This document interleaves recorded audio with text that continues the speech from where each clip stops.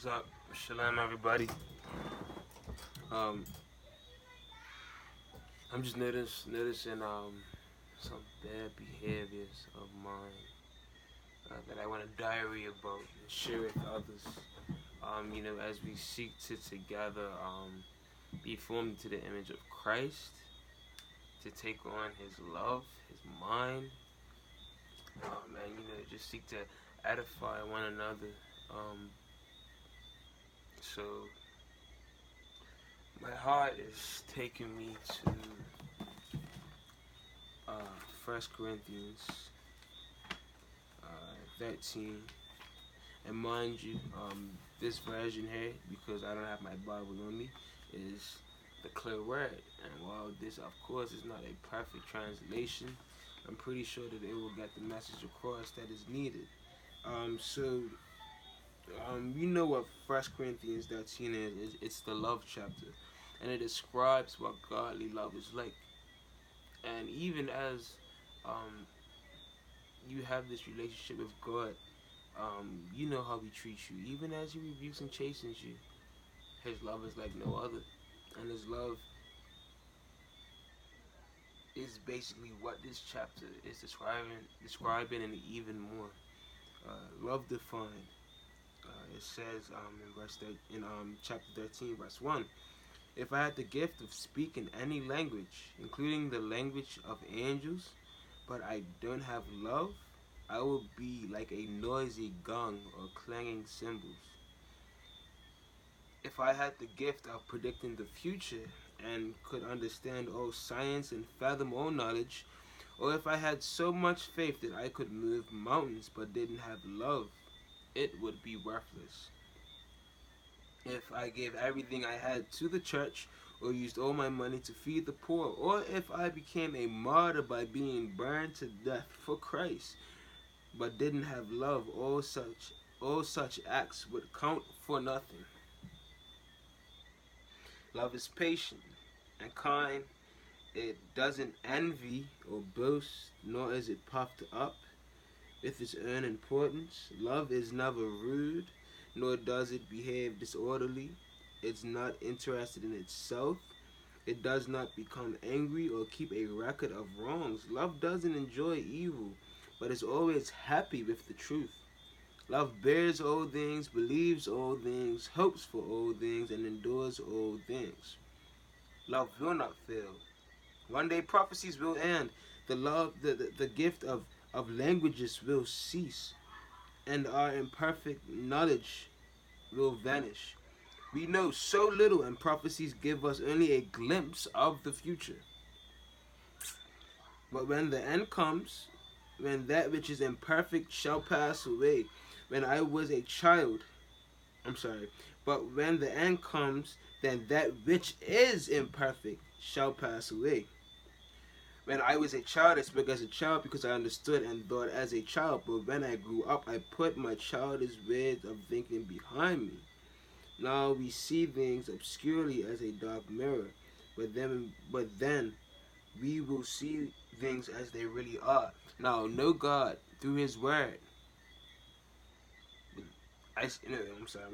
It says, now I know God through His Word, but then I will know Him face to face, personally, as He knows me. There are three important things that will last forever: faith, hope, and love. But the greatest of these is love. Now, I'm not sure how accurate this version is with the verse that it gave, but it still conveys that message, showing us the characteristics of love. And I must confess to God, to my mother, to many of those who I have relationships with, that I have not been expressing love, um, in a way that I know that God will be delighted in. One thing that shot into my heart was the fact that I'm basically treating a lot of my relationships as how the domestic abuser would. I'm pretty sure you guys seen movies or documentaries or whatever. Maybe, I'm sorry if I keep itching my nose, but I'm pretty sure you're seeing representations of domestically violent relationships when a person would do such a heinous thing, like just slapping her or him up the face, and just doing all these heinous things.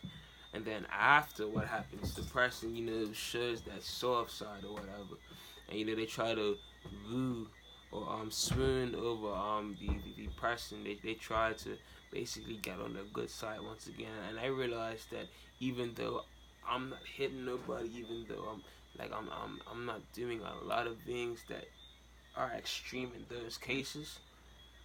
For me myself, it's just like when I find myself not acting out of love, when I find myself, like for example today, my mother and I we're in different spaces in our walks. I'm getting into the word. Um, yeah.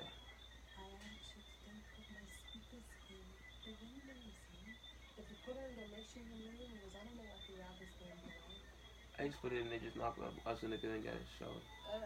Yeah, right. Um, but yeah, I'll give you an example. Like I was saying, that was my mother just now. Matter of fact, but so me and my mother were in different places in our walk, and I'm at a place where I'm out of denominations, even though I still find myself still attending, the SDA church, that my parents started, and just the thing that I've grown up in, like spiritually, I'm not in that church anymore. God has commended me when I had my first experience with Christ for real. I knew that this was something that was not denominational, but it was something that was based in His testimony, in His word, and what He has to say. And so I'm in a place to where I'm seeking to follow the commandments, seeking to learn of how I can carry out the law of God as we're supposed to. And where I'm in this place right here, my parents, my family, my church isn't in that place. And we butt heads, and it gets to a point to where like there are many sub or passive aggressive turns that are often exchanged. Like for example, today, I was wearing my fringes, even though I don't have my border of blue. I have my fringes. I'm gonna get my border blue soon. I have my fringes on, and my mother, she came to, she was talking to me, and she was like, why do you always wear that shirt? And I was like, Mama, I gotta wear my fringes. It's a commandment. I want to please Yah. This is what I wish to do. And well, no, I didn't even say that. First of all, I said that after I apologized for my behavior. My mother asked me, um, why, said, why do you wear that shirt so much? And when she said this, me and my mother have a very touchy, feely, lovey relationship. And when she said that, she was holding on to my arm, like she had her arm around my arm or whatever. And so, when she said that, I knew what she was saying. And sometimes, um, I get very short tempered, and I act very passive aggressively, even if it may not be aggressive. And sometimes I'm gonna be real with you. I act aggressively as well, but sometimes in my passive aggressiveness, um, anytime I'm passive aggressiveness, I've fallen. I've sinned. I know that, and so as she's asking me this, why do I wear the shirt so much? Instead of just explaining it to her in the love that how God basically set me down many times and had to explain it to me, like Trey, this is the truth. This is why you must do this, and explain it to me in a loving way. I did not do what Yah had did for me, but instead I acted passive aggressively to where when she asked me this, I knew the question that was coming, and the anger really rose up inside of me to where when she was holding my arm, I like pulled away from her because we don't see eye to eye with why I followed these certain commandments. I I acted on the passive aggressive turn, and I pulled away from her. And when I pulled away from her, I kind of hurt myself. So I know that I hurt her, and that passive aggressiveness it turned pretty much aggressive. And so it says in the word, it says that they have a zeal for God, but not according to knowledge. Um, and you understand how Yah has worked on your heart, how He has redeemed you from the household of sin and has now allowed you to walk in His marvelous light, to now allow you to seek to obey Him and not man. And you look at how He has brought you out of that darkness. And you look at the love in which He showed you in doing these things for you. When you act in any sort of passive aggressive turn, you act in any sort of way that is not descriptive of what love, what agapeo is, that's sin. Because what did Christ say? This is my commandment unto you. Do unto others as I have done for you. Love others as I have loved you. And when you look at how Christ has loved us and how he extends His love to us, there's shortcomings, there's aggressions, there's things, there's shortfallings when we should be acting in love. That's sin. Because what has Christ said? What has Christ done for us? And then what has He called for us to do unto others? How has He demonstrated His love, and He now commands us to be walking in that same image? Yeah, what happened? Yeah, I'm gonna get to that. I don't want you to say I said late. Yeah, after this I'm gonna get a shower and just thank you. Even that I'm coming to see is something that I'm gotta work on. It's something that I have to work on, because even just now, I'm not sure if you beheld it, but a passive aggressive turn came about. Even though I was able to catch myself, it still manifested. And that comes from habits that I chose to take on when I wasn't saved, and I'm still working through those things. But by His grace, but by His strength, I will have victory over the lack of love that I show people. I will have victory over it, and I confess to y'all, and I confess it before any of those who would hear this video, that I have a problem with aggression. I have a problem with passive aggressiveness, and by His power and by His strength, I will overcome. I will be able to. I will, through His power, His strength, His providence, His revelation of understanding, I will learn how to walk in love and grace and in truth. But this is just one thing that I wanted to share. This is a journey, and I pray that each and every one of you would continue to seek to take on that loving image. As much as we walk in the commandments, if you ain't got love, look, ain't nothing. That it says, what did Christ say? He said, these are the two greatest commandments. Love God with all your heart, for your soul, or your strength. And then He said to love your neighbor as yourself. These are the two greatest commandments. The law and the prophets, they hang on these two commandments.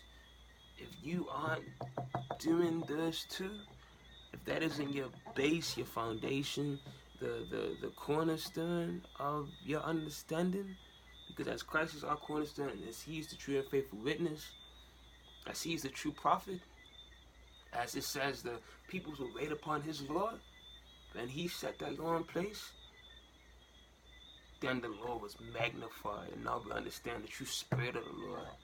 To where people will, I'm sorry, I keep spitting, man, but to where people in the past, and even now, they're walking out the commandments with a zeal, but not according to knowledge. You're walking out the commandments, but you have no love. And are you truly loving God if you're not loving your neighbor as yourself? Because that's a commandment as well. That's a commandment as well. So we have to learn to root ourselves in that foundation. Because if we are not, we are falling short. And we are not climbing and allowing ourselves to truly seek to attain the understanding of when Christ said what he said in Matthew 5, verse 17 and onward. You know that. You know that verse. You know that verse. I have not come to destroy, but to fulfill. If your righteousness doesn't exceed that of the scribes and Pharisees, the Pharisees didn't have love. Not all of them, because those who were able to hear Christ's message, they were able to exceed it. They were able to love. But for those who didn't, what did Christ call them? They walked out the commandments. They walked out the commandments. They walked them out. What did Christ call them? A generation of vipers? You are of your father the devil. These are the teachers of the law who know more than even some of us know. But what did Christ call them? Generation of vipers, hypocrites. He called them, what's the word I just said? Whitewashed tombs. I said one other thing too, but it goes to show that if you ain't got this foundation, you ain't walking out Torah for real. You're not walking out instruction for real. You haven't acknowledged the true prophet for real. Walk the straight and narrow path. Man. And this is true strength to walk that path. That's true strength. To love, even when you're not being loved, that's the straight path.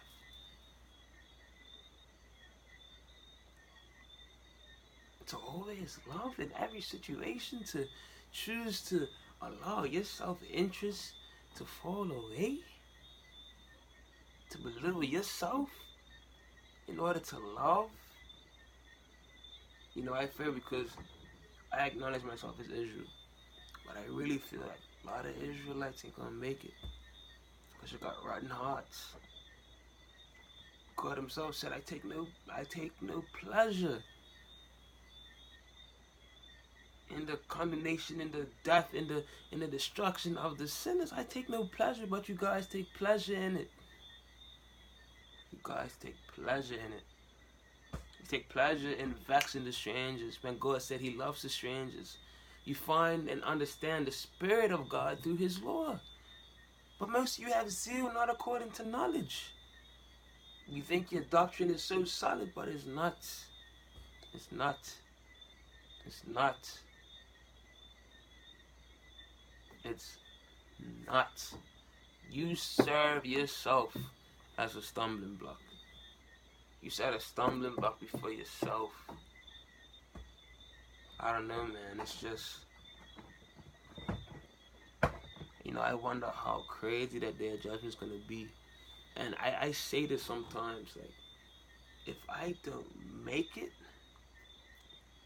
to just stand before true righteousness, to stand before Yah's righteousness, to see him tear my life apart bit from bit from bit, with his words, with his judgment, with his understanding, telling me how I truly didn't meet the bar. Even if by him saying that my whole being is consumed, even if by him showing himself my whole being is consumed, I will see that as a mercy, that I've got to see my God in his righteousness, even if I am consumed, even if, to behold him in all his glory, to hear his righteous judgment. Man thinks they are right, but the fact that what they think is right is actually an abomination in his eyes. I just can't wait to see his righteous judgment. I can't wait to see it. Can't wait. Can't wait. It's a day of darkness. Yes, Amen said it. but his righteousness is a true light. And I pray that as I continue to seek to understand how to walk out his way, that I will learn to trust in him, because I fall day in and day out.